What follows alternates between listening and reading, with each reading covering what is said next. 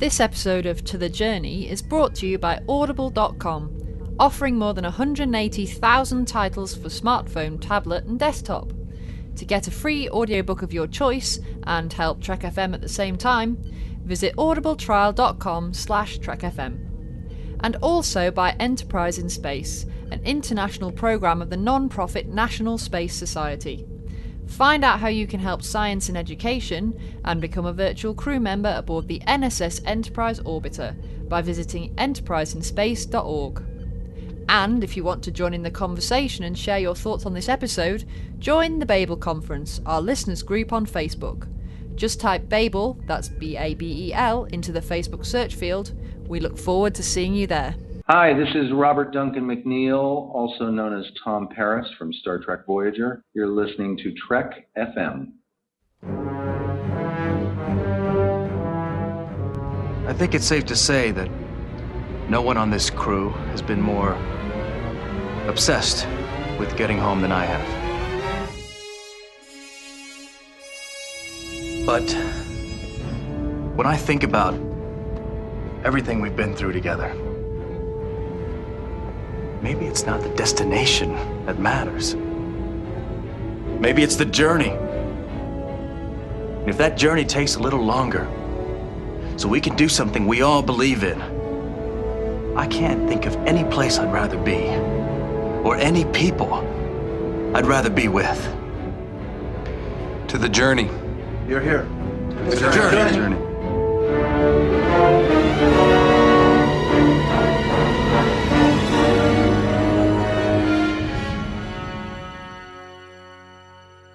Hello everybody at home and welcome. This is To The Journey. I'm your co-host Zachary Fruhling, and with me as always are... Kay Shaw and... Suzanne Williamson. Well, when I first asked you guys, what do you guys want to talk about on this episode of To The Journey, Kay, you said to me, we need to talk about Chakotay. We do need to talk about Chakotay. We do. So now's your chance. Talk to us about Chakotay, Kay. Way to load on the brushes up. We do need to talk about Chakotay because he gets a raw deal. He gets hated on way too much, and I just don't agree with it. I think it's really unfair. So we're going to do an episode debunking the myth of the rubbish Chakotay because I disagree with it. So this is not so much a Chakotay character analysis. This is like a Chakotay defense. Is that what you're saying? A Chakotay love fest. A Chakotay It's a Chakotay love fest. love fest. Yes. Most people I know would sign up for love that. fest because my birthday's tomorrow, so we're going to talk some Chakotay. Yay. Seriously, though, why do people hate Chakotay so much? A lot of people seem to not like Chakotay, and I've never really understood it myself. Well, I don't know. I suppose, like, to get the criticism out of the way at the beginning, not that this is my own personal criticism, but the criticism that I hear about him, I just think people think that first of all, he wasn't given enough to do. No, he wasn't. So people think he's a bit one-dimensional in that sense, which I don't think is true. I do agree he wasn't given enough to do, but I don't think he's one-dimensional because of it. And secondly, I think that people have issues around the whole Native American thing and how it was handled, and I know there was some issues with that behind the scenes, so there's some stuff there as well. So I think those are the things he mainly tends to get criticised for. Yeah, definitely, like, the Native American stuff, because it was all over the board as to which tribe, oh no, you're mixing things, yeah. So I can understand that, but still, see past the writer's errors and embrace the Chakotay and his leather-clad self. But why is it any different than it was, say, for Sulu back in the original series, this pan-Asian character? You know, we have a pan-Native American character. What's so bad about that compared to, say, Sulu? Well, exactly. That would be my point. Mm-hmm. But I don't know. I think we're distant enough now from the 60s that people can kind of write that off a bit more, of being more of a product of its time.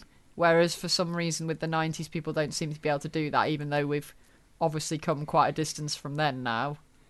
Maybe in another 20 years, people will be able to let it go a bit more. I don't know. When Voyager is 40 years old, it'll be okay. Yeah. Yeah, Voyager maybe. will be 25 here before too long.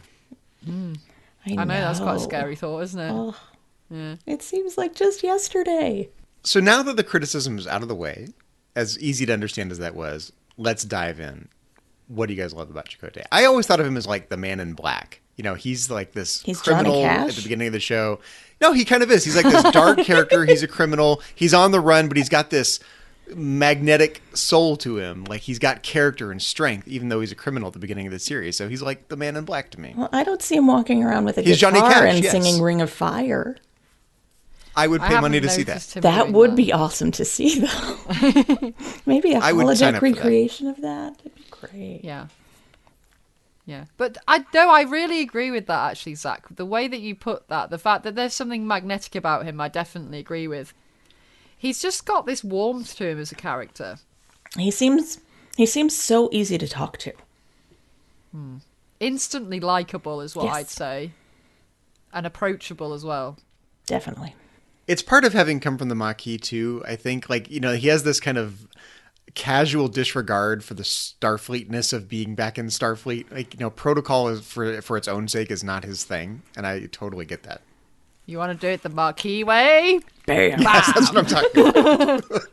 Yeah. But, it's interesting that comes up because he really could have been quite an intimidating character and quite an aggressive character. And although we see shades of that, there just seems to be something very gentle about him right from the beginning for me. And I don't know whether that's tied up with like the way that they make him a spiritual character and make him this kind of thoughtful, analytical kind of guy. Mm-hmm.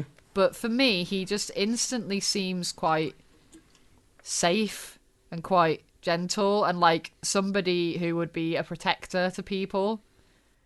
That's how he comes across to me. The way he stands up for B'Elanna when he's trying to get B'Elanna to be chief engineer, I think that the fact that happened so early in the series set the tone there. But in the first season, he still kind of frowns a lot. He's not really a totally warm character yet in the first He's season. totally warm to Catherine because they're sitting, cross-legged on the floor of the ready room, and he's opening up his medicine pack. Yeah, and that's like, what, episode 5, 6? Yeah, it's early on, and it's like, ooh, hello. So he's smiley with her. Well, we learned, don't we, that she made an instant impression on him. Yes. We know the scene, don't we, on the bridge? That famous scene. Mm-hmm. There's actually a meme with that particular shot of the two of them up in each other's faces, which says, the look that launched a fandom. With Ayala just off to the side. Mm-hmm. Yeah. She stands up to him, and I think something clicks in his head at that moment. The impact that she has on him is massive, right from the off. Definitely. And I think Captain Janeway finds him intriguing. I mean, he stands up to her. He still has kind of this Maquis aggressiveness to him, but he's also thoughtful and reflective and kind. And there's this juxtaposition of character traits in Chakotay that is very interesting and calming for her, I think, actually. Well, I think she's surprised when she meets him because she's read his files. She knows all about his background. But then to meet the man and see that he's not the criminal that he was made out to be, that there's another dimension to him. She didn't know that he liked Dante. Oh my gosh. She didn't know that he liked Dante. Well, he didn't I don't think until she he finds borrowed that it. out until a while later. Yeah. I think they discover that a while later on. But yeah. Talk about gaps in his personnel file. I think that, he is a massive surprise to her. He's not what she was expecting at all from what was on paper. And like you said, he stands up to her. Well, yes, he does stand up to her. But the thing that I find really interesting, and I think this is as much an out-of-character thing as it is an in-character thing, so as much a production thing as anything else, putting the first female captain in Star Trek and then putting a male first officer to play opposite her could have gone horribly wrong, basically. Mm-hmm. He could have constantly been challenging her authority, making her look weak, making her look... It could have been condescending. Well, much like her original first officer kind of came across. Yeah. It could quite easily have been like that, but for some reason, the way that the two of them gel and the way that his character works, it just works perfectly. Like, whilst he challenges her authority, he never does it in a way that suggests that he disrespects it. And I think to put a woman in there for the first time, like now looking back 20 years later, we don't see it in quite the same way. Like, that was a massive deal at the time, you know, Yeah. the first woman captain. There was a huge fuss about it and a huge hullabaloo about it, and it had to go right, otherwise it was going to be a huge mess for Star Trek, basically. Well, it's got to be a tough role to act because he can't play a jellyfish either, right? She can't walk all over him because that's not believable. He's got to stand up for what he believes in, and he does that very well. But he can't step on her either. So it's a very delicate balance. His role as the first officer is as important to how well that worked as obviously Kate's fantastic performance as Janeway. Mm-hmm. And he just, for me, strikes the balance absolutely perfectly between being able to be that strong presence that she's got to lean on and also to challenge her when necessary, but without ever undermining her, because he never undermines her. And I think that's the key to the success of the character for me. But it's actually kind of a miracle that she made him first officer, right? She could have made him a crewman and put him down scrubbing plasma manifolds, and she would have been totally justified in doing that. But then the rest of the Maquis wouldn't have followed the suit, and then they wouldn't have been able to pilot the ship home. No, they'd all be scrubbing plasma manifolds. They needed so many people to make that ship work. Well, that was the thing, you know, it wasn't just that they needed people to scrub whatever. It was that they needed a chief engineer and a first officer and all the rest of it, and a pilot as well, because, I mean, throw Tom into the mix there. I know he's not Marquis at the time, but, you know, he might as well be part of the Marquis for the way that the structure of everything works at the beginning. So, I just think he just comes in and it just works. But she obviously sees something in him at the beginning there, in that moment, doesn't she? There's something that passes between them. Like, I know a lot of people would say, you know, it's something romantic or whatever. And yeah, it's nice to think that. I say that. Spark. Yeah, and there's definitely something there. But I'm not sure I'd say it's a spark like that straight away. I think that comes a bit later. But for me, it's more a mutual understanding. Like, I think they just get each other. Like, she just goes, oh, this guy isn't what I was expecting. And I think in a lot of ways, she's not what he was expecting either. Mm-hmm. Well, I wouldn't call it a romantic spark, but they're intrigued by each other. Yeah, they click with each other. I think they see something in each other that they think they could work together, and they think they could have a good relationship in that way. There's definitely something there that you see instantly, that they have this mutual understanding. Even despite the depth that Chakotay has, it must have been hard to go from being a Maquis to being first officer in a starship in literally the blink of an eye. Yeah, but it's not situation normal, is it? And we've kind of talked about this before, that it's not really Starfleet in the strictest sense. It's Janeway's version of Starfleet. No, and I get that it's a practical arrangement. They need to figure out what to do with the Maquis. They need someone to kind of rein them in. They need to create a little family. I get it. But I'm curious what it did to his self-identity. The transition from being a Maquis, being a rebel, being on the run, being what's essentially an outlaw, to all of a sudden having to put the fancy clothes on and keep a straight face and, you know, be on good behavior all the time. And it's a shift in identity. I'm curious what that did to him internally. I think he wouldn't have an issue with doing that, though, because he was Starfleet. And it's like, once you're military, you're military. You can snap Just back fall right back in line, is what you're saying. Yeah, pretty much. Well, I mean, the odd thing is that the whole thing with the Maquis, it was never really his kind of crusade. He took it up because of what happened with his father, and so it became his crusade. But it was never quite about what it was about for the other Maquis for him. It was more about making amends to his dad, or the memory of his dad. Revenge. I will avenge you.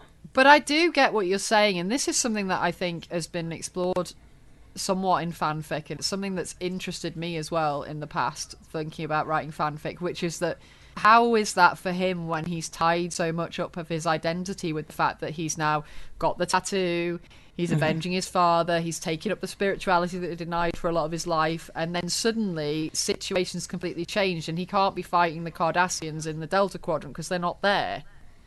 How does that affect him as a person? Why aren't they there? The Ferengi showed up. Where are the Cardassians? I mean, besides Seska, you know they went gotta to be the there Gamma somewhere. Quadrant.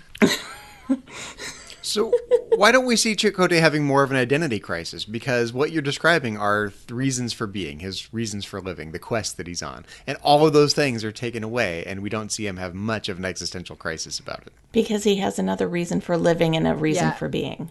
That's exactly what I was going to say. Helping Which Catherine is get Captain home. Janeway. Helping Catherine get her crew home. Yeah. Because he instantly gets that, here's another purpose. Well, they want to get home too, right? I mean, Yeah. Well, he wants to get home so he can go back and fight the Cardassians. But yeah, it's helping Catherine. Yeah. he does really seem to take that up as his new quest, right? For the next 7 years, it's all about Yes. helping Catherine. Yeah, oh, he absolutely devotes himself to it. Angry warrior. Yeah. Instantly, he's found this. Well, it's a more positive purpose, isn't it? I mean, I know he's trying to do it for his father and it makes him feel closer to him and all of that, but it's like he'd lost himself a bit, I think, and now he's finding himself more. Is more how I see it, rather than having a crisis in that way. It's like he'd lost himself in the Marquis thing, and now this is coming back to who he really is. But even his time in the Delta Quadrant brings him closer to his father because of meeting the Sky People in Tattoo. Yeah. So he gets to complete that part of his father's journey. Well, yeah, and that's really interesting, isn't it? Because, again, with the whole finishing episodes and not really getting the what happens next or the exposition or the thoughts after the events. But it'd be really interesting to see how he kind of thought about that afterwards. Oh, I would have loved if he had a vision quest and could have spoken to his father about it. That would have been amazing. Yeah, why didn't they do that? That's what fanfic is for. Instantly, you know, with his whole belief system and the fact that not that he necessarily believes that everything is supposed to turn out a certain way or everything's preordained or anything like that, but that there's a sort of general you end up where you're supposed to be-ness about everything. Do you think he had to kind of train himself to get back in the mindset of this Native American spirituality? Like, sometimes late at night I'll put on like these guided meditation videos to go to sleep, and one of them one of them I happened to stumble upon recently was like how to contact your spirit animal. Like, oh, well, I better put that on. Do you think Chakotay had to like sit in his quarters to listen to these meditation videos to really wrap his head around, get his head in the right space to do this Native American spirituality thing? Well, my question is, Zach, what is your spirit animal? Did you find out? I don't know. I fell asleep before halfway through the video, so I missed the payoff, missed the punchline, missed the That's climax. upsetting. That is upsetting. Yeah, find out in part 2, I guess. It's a guided meditation cliffhanger. But it would be really interesting to see how he rationalised the fact that he did run into those Sky People, because he could end up feeling like, well, obviously then I was supposed to end up in the Delta Quadrant so that I could meet them. And that's an interesting set of thoughts about what kind of mental place that puts him in. Yeah, fate versus free will. Yeah.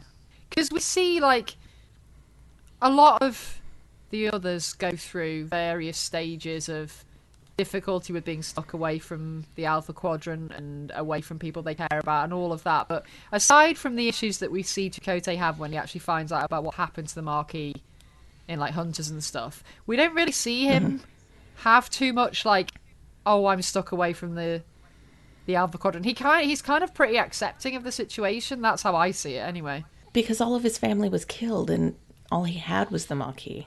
What would he do if he were actually near the bones of his ancestors as opposed to far away from the bones of his ancestors? Kill more Cardassians, probably. Oh, dude. Well, he would definitely change his chant before opening his medicine pack if he was closer. Okay, it was mentioned during an episode that Chakotay had great piloting skills during his first years in the academy. What happened to those piloting skills? Obviously, he got distracted by something. I don't know. Yeah. Maybe it wasn't piloting shuttlecrafts. I heard he did the Kessel Run in 12 parsecs. Oh, wait, wrong franchise. Yeah. No, seriously, though, he's a little bit of a Harrison Ford type character, right? Yeah, archaeologist type. Just missing the hat and the whip. I was thinking a little more Han Solo. He's kind of a rebel, but he's got a soul and he knows how to fly, and he's kind of a Han Solo type character. But yes, he's got the archaeology thing going, so it's like a mashup of Han Solo and Indiana Jones. But who's Chewbacca then? Neelix. Neelix cannot be Chewbacca. I'm putting my foot down. Yeah, if you stroke Neelix's beard a certain way, that's the sound Does he make makes. that? Wow, that's a mental image I didn't need. So more than anyone else, really, right from the start of the series, he's got this like piece about him, and that's not just down to his spirituality. I mean, obviously that's a part of it, and it is really interesting to see a spiritual character in Star Trek because we don't see that a lot through the various series of Star Trek. Yeah, we get a few here and there, but to get a really properly sort of spiritual. I don't want to use the word religious because it's not quite the same thing, but a sort of religious type character. Yeah, a few spiritual Vulcans is all I remember here and there. Yeah, and Vulcan spirituality is somewhat different because it's got less of a sort of religious component to it, I think. The Vulcan side of things, anyway. But we don't see the kind of wrestling with making his Native American spirituality consistent with his overall scientific worldview that we get in, say, Deep Space Nine with the Bajorans, right? You get a deep dive into that spirituality over 7 years. I feel like with Chakotay, they missed an opportunity there. Like, it's still pretty superficial and stereotypical, and you don't see much of him wrestling with it. No, and it would have been really interesting to see more of that. I'm not quite sure they knew how to write it in. Yeah. I do like how, though, when we do see his spirituality used as part of the story, how they do that. I do enjoy seeing that a lot. Like in Scorpion. Yeah, exactly. He brings out his traditional stories and... In all fairness, it becomes a caricature. He's got a fable for everything, right? Like you have a dad joke for everything. Touche. Burn! Never mind. Okay. I see where this is going. Don't you mess with my Chakotay. It's not rolled out all the time, though, is it? It's not rolled out every week in that way. No. More so like early 4 on. times a season or 5 times a season. It's not even that often. When we see the episode, the name has just escaped me for some reason, but when we see the episode where he ends up disembodied and they use the medicine wheel. Oh, I love that one. Is that Parallax? I've forgotten what it's called. Where B'Elanna has to put the stones on the wheel. Is it Parallax? I think it is. I don't know. My brain's gone with the name of it.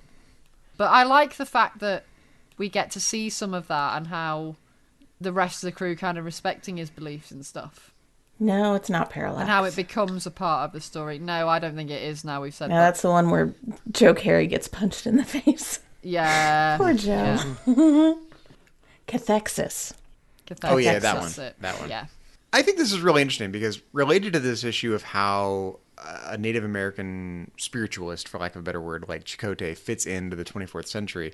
I mean, that essentially is the history of Native Americans in the 20th century, 19th and 20th century, right? Taking this group of people with a traditional spirituality that is essentially non-Western in the Western sense as we know it, and, you know, like almost overnight having to become a part of the modern world.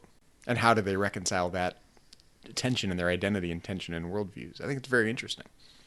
Well, I mean, I think that's the reason why his tribe and his ancestors ended up living on this other planet rather than living on Earth, because Earth had become too technologically advanced and it wasn't really possible for them to live their lifestyle the same way anymore. So they moved away so that they could live a bit more in isolation. So, well, that didn't work out very well for them. It didn't, unfortunately. No, the choice didn't. of location wasn't the best, unfortunately.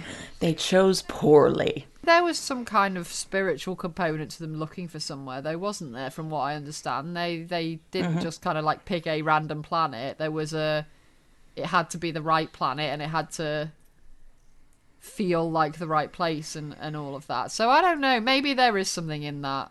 Maybe everything that happened with them was supposed to happen. I don't know. Well, this is an interesting thread because Chakotay often is in a position of saying to Captain Janeway, maybe this is too much of a risk. Maybe we should just find a planet somewhere. Maybe there's something in him that's just trying to get back to those roots. Because we know that he eschewed a lot of that stuff when he was younger, and he was always very forward-looking, and he wanted to go out and see the world, learn about other cultures, and he didn't really understand why his tribe didn't want to use technology. And obviously, as time's gone on and he's gotten older, he's started to regret some of that, I think. Like learning to start a fire. Yeah. Should have paid closer Wish he paid attention for that one.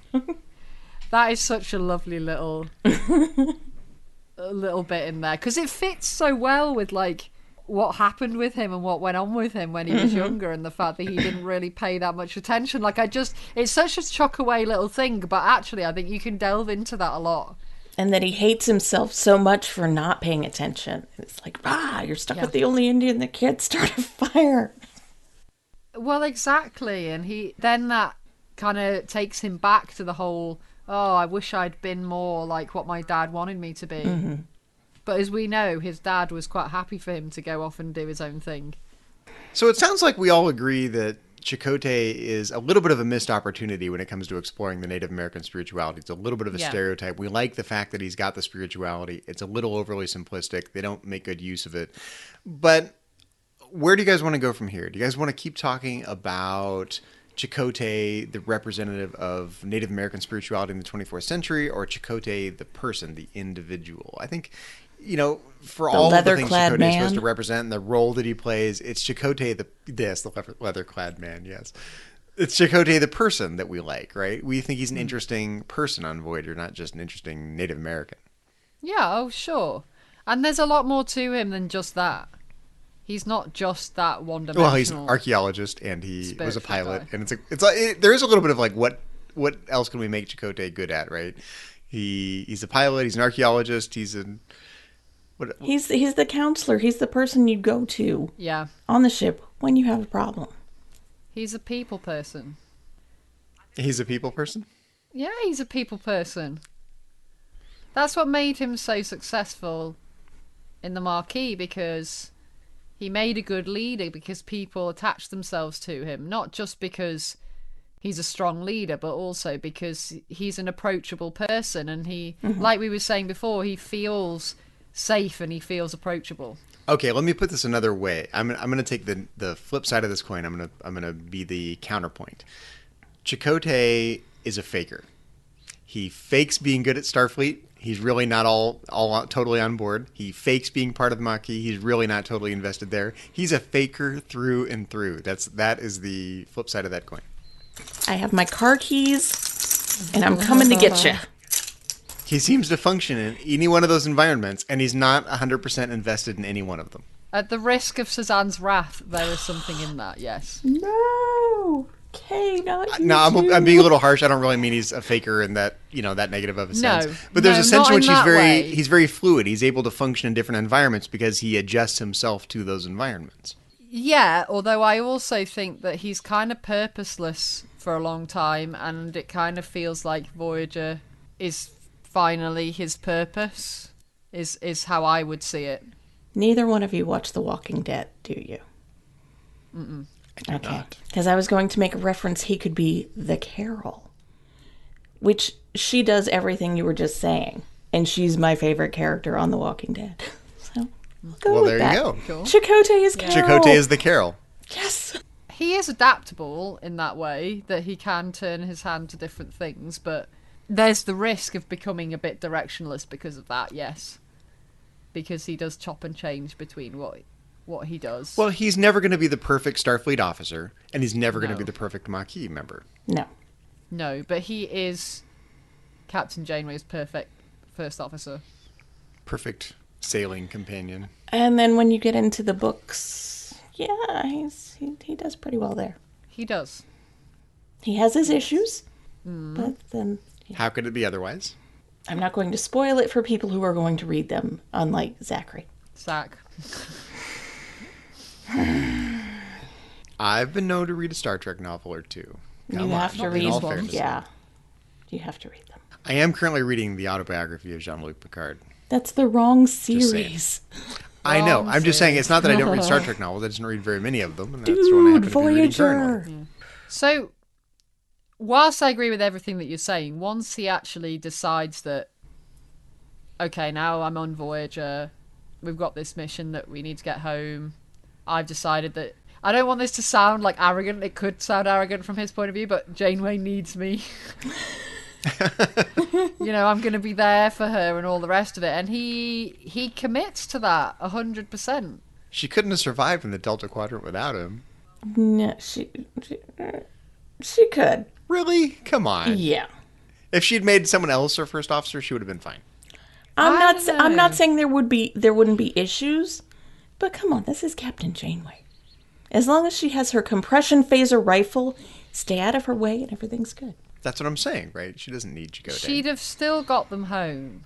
Mm-hmm. But whether she'd have been in any kind of sane mental state, I have no idea. She would have been loopy as hell and just collapsed as soon as they got there and probably died. Because he just... Like, he provides so many different things for her. Like, he's her... Think of the angry sounding warrior board speech. and her confidant, and... Yeah, exactly. Well, Chakotay's kind of an interesting character because he's the kind of guy who will bring his Antarian cider on board his Maquis ship. Yeah. If he had the Antarian cider on Voyager, that means he had it on his Maquis ship. He did, although how it got from there to Voyager when they blew it up, I have no idea. Like a whole bunch Emergency of transport, get my cider out of there. I'm going to say Seska. Yeah, probably. Wait, how did Seska get the cider off the ship? What do you How mean? did Seska do anything? How did Seska do most things, yeah? That is one thing we do have to talk about with Chakotay, his various relationships. Now, Seska is very questionable, is all I have to say. Yes. Why did he even ever hook up with her? Because she's dangerous. Well, I didn't see very many other females on the Valjean. No. The only one we ever saw was B'Elanna, and yeah, that wasn't going to happen. No. So that just left Seska, and so any port in a storm, I guess. Even though we had that early weird B'Elanna dream thing that I tried to forget. That was very uncomfortable. That was weird. So uncomfortable. I regularly forget that was a thing. I think I block it out. But yeah, I don't think Chakotay ever thought of her that way. No. There's definitely feels like a sibling relationship. We've talked about that before, but a sibling relationship. Okay, wait a minute. The Antarians are a Delta Quadrant species. So he picked that up along the way. That didn't have to come from the Valjean. I was trying to figure out how we got the cider from A to B to C, but... The Antarians hosted the rally in Drive. Ah, okay. How did I forget that? I don't know. I had no idea either. No, I didn't. But that's how he acquired the cider. Excellent. Did you see in the Babel conference, somebody posted you can get a hoodie of the Drive uniform? Yes! I did see that. I want one. I nearly died. I need one of those. That's my favourite uniform. We've said about that before. Okay, well, that's one mystery solved. I was really curious how he got the cider on board. So Seska's off the hook for that. But we're on to something here. So Chakotay has a really interesting relationship history. It's not quite clear exactly what he's looking for. No, but because I don't think he knows what he's looking for. No. It kind of mirrors his whole... He doesn't really know what he's doing with his life for a long time, because he doesn't really know what he's doing with his life for a long time. He doesn't really know what he wants out of a relationship for a long time either. Even the women you see him with throughout the series are all totally different. That's what I'm saying. There's no theme. There's no consistency. I mean, Riley Fraser and Catherine and... What was her name? Kellen from that forgettable episode. The ironically titled episode, yeah. And then even Seven, which I'm not supposed to speak about. They're all different. No, but I think for the purposes of this particular thing, we might just vaguely mention that happened. Yeah, I'll touch on it. Touch. Or Species 8472, I forget what her name was. Oh, yeah. I can't remember either, but yeah. I can remember the actress Kate Vernon. And that's the thing. Okay, if it were Tom going from woman to woman to woman before B'Elanna, I totally get that, right? But Chakotay is not a player in that way. He doesn't go from woman to woman to woman for its own sake. No. There's something different about the way it works with Chakotay. Yeah, definitely. He's not a player in the same way that Tom is in the beginning, where it's just, oh, whose bed can I get into tonight kind of thing. No, which Delaney sister? Yeah, which Delaney sister? False dichotomy right there. For me, with Chakotay, it feels more like he's looking for something that he can't find. So he has a whole bunch of relationships, but it's not because he's trying to play the field. It's because he's looking for the one and he's not finding it. Mm-hmm. If he's looking for the one in Seska, he's barking up the wrong tree. Well, I imagine, as we've seen, Seska can appear to be whatever she likes. That's true. So I imagine the Seska that she showed to Chakotay in the early days was not the Seska that we would recognise. She's a chameleon. Yeah. Is she a karma chameleon? She can appear to be... Yeah. Yes. A Native American karma chameleon. She can make herself appear whatever she wants to appear as long as it gets her what she wants. Like most Cardassians. Yep, goes for the territory. So Chakotay himself may not know what he's looking for, but we've seen 7 years of Chakotay's life on screen. We've seen him go from person to person. Do we know what he's looking for, even if he himself Captain does not? Janeway. Catherine. Her name is Catherine. Yes. But then why doesn't it happen? She has Because a it duty can't to happen. fulfill. She has to get that crew home, and then, if you'd read the books, you'd understand this. You did not just do that again. I did. again. Start with Twice Isabu's in one shirt. episode. It can't. It can't happen whilst they're on Voyager. So by the time season 7 rolls around, he's basically resigned to the fact that that can't happen. So he's like, I'll take 7 of 9. He's trying to move on. Like, he's just failing miserably to do it, but there's something in him that's just gone, I need to try and find something else and try and get over her. Mm-hmm. That's how I see it. Like, are you sure this isn't all in your head? That doesn't sound like what I saw on screen. Yeah, but it's with a fling, isn't it? Like, you know, he's not taking that seriously from where I'm sitting. Which is what all of them have been. He's the typical gentleman with 7, just like he's a gentleman with everyone. But I don't see him seeing that as like a permanent relationship. He's just, again, he's gone back to his old pattern of behaviour. Well, I need to try and find somebody else, but he's just not looking in the right place. Was there a catalyst for it? Like, what caused him to cease holding out for Captain Janeway? Equinox. That's what I would say. Yeah, Equinox did a lot of damage. That is the single episode, I think, that does the most damage to their relationship out of everything that we see over the whole of the 7 seasons. Because she's way off the rails in that episode. She definitely loses her way. So we've kind of painted Chakotay out to be a little wishy-washy, doesn't know what he wants in the Maquis, doesn't know what he wants in Starfleet, doesn't know what he wants in a relationship. Why do we all like him so much as a character despite those things? Or maybe those are the things that make him relatable, because who really does know what they want? Well, come on, like, isn't that what we're all like, really? Yeah. If That's what I'm saying. everybody's Are we all basically Chakotay is what I'm saying.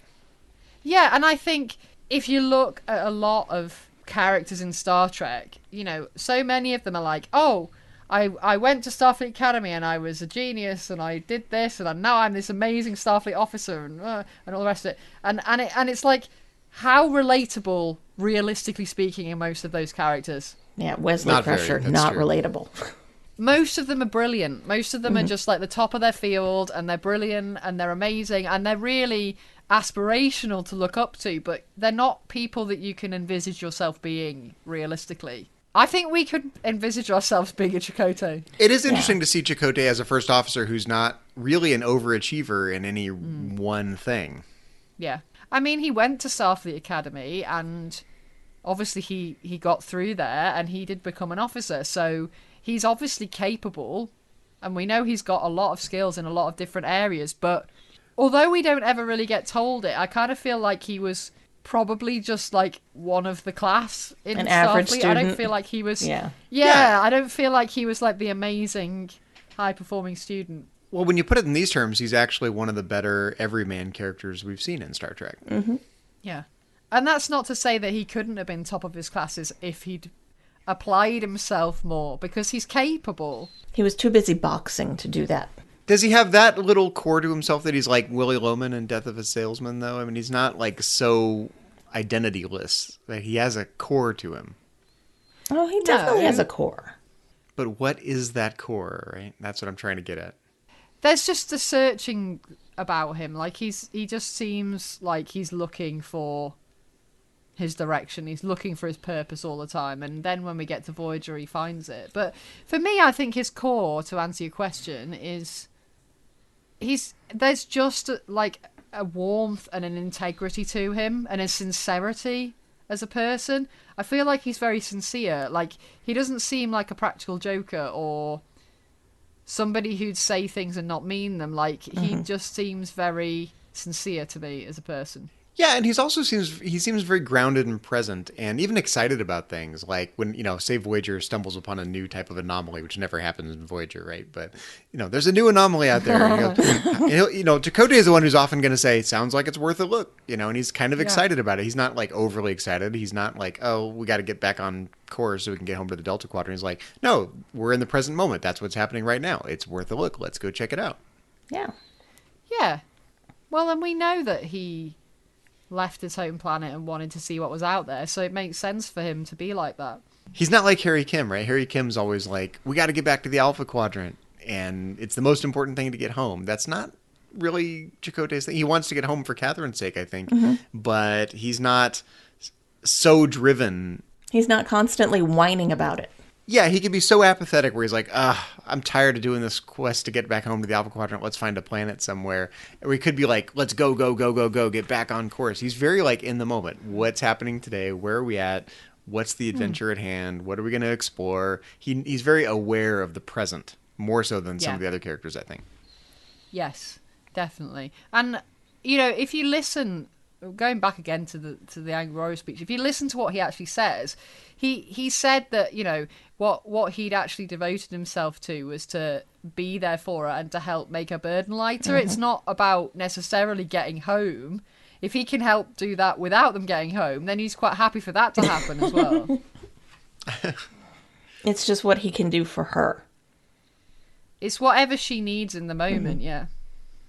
So he's always trying to keep her on track and help her to figure out what the right thing is to do in any given situation.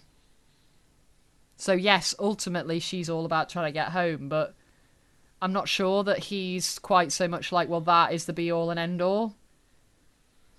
I think if he could persuade her that they should do something else, then he'd be fine with that. If he thought that was the right thing to do. Well, he could have been happy staying on that planet with the... What is that thing? Shelter, emergency shelter. What is that thing? New Earth? That On planet? Yeah. Dude, the name of the planet is New Earth. But then I can't remember Tuvok these came details. back. Cheers, Right. Tuvok. That darn monkey. They could all have just stayed there. That would be an interesting fanfic. I'm sure it's out there, and I haven't read it yet. I'm sure it is. I haven't either. That's an interesting one. Guess what I'm searching for afterwards. I know there was one with Tom Paris. So it was her, Chakotay, and Tom Paris. Yes. Yes, I've read that one. But again, this is just another example of that same sort of character, what we're kind of painting out to be a little bit of a character flaw in Chakotay. Like this week, he gets to be a carpenter so he can build Captain Janeway a shelter. He's always whittling. Always. He's always whittling something, right? Yeah, but I mean, I think the fact that he has practical skills is not something that is particularly a leap, to be honest. Yeah. I think that's totally legit. Because of how he grew up. Yeah. He just didn't pay attention to the fire thing. But he paid attention to how to make a headboard He paid and attention a canoe. to how to make a headboard and a bathtub. Yes. Bathtub. Bathtub 101, he was paying attention. Yeah. Well, I think despite all of these minutiae about Chakotay, there's this irreducible quality that he's just a likable person. Yeah, he is a very likable person. I want to have Extremely some likable. cider with him. I don't know about you guys. I would like to go on a moonlight sail with him. What would you like to do with Chakotay's? He could definitely cook me dinner, because I think he's got some skills there. I want to go do some archaeology with him. That's what I want to do with Chakotay. He would be fun to hang out with. I think that's probably... Definitely. I would like one of his back rubs. Yeah. Apparently he's very good at that. But he is very likable. And I mean, we see, aside from his weird and interesting relationship with Tom, which Yes. I've said it before, I love and think is fascinating. Like, I love their relationship. But aside from that, we see him get on well with everybody. Yeah, even people he punches, he essentially has a trust fall with the next day. So, Well, it's about establishing the rules more than anything else. It's almost like a parent-child relationship, isn't it? It's like, not that a parent would punish their child, but I mean, in terms of the rule enforcement part of it, it's like you have to be the disciplinarian some of the time. You can't always be their best friend. Chakotay's big daddy is what you're saying. What? Well, you guys, it's been fun talking about what we would do with Chakotay, but this isn't the only thing we've been talking about here on Trek FM this past week, so here's a quick look at some of the other things you may have missed elsewhere on Trek.fm. Previously on Trek.fm, Earl Grey. Exactly. I mean, like Arsenal of Freedom, like there's plot A, plot B, and plot C, if you look at it. I mean, this episode really has a lot going because when I think of Arsenal of Freedom, I don't think of it as a Geordi episode, but yet we've just mentioned two really important moments with Geordi and him taking command and, you know, building his character. So it's a great episode. Stage 9, a podcast about the people who make Star Trek. I mean, it's, you know, there's a scene with a bear and Leonardo DiCaprio and, you know, whatever. As I understand it, it's not a pleasant scene. They're not high-fiving each other. It's pretty intense, you know. I wouldn't say it's unbearable, but it's pretty intense. Waka waka. Anyway. The 602 Club. For me, first of all, only being the second Star Wars book I've ever read, I like the difference of having a series of short stories and not just one novel by one author like the Claudia Gray book that I read, Leia, Princess of Alderaan. The Edge, a Star Trek Discovery podcast.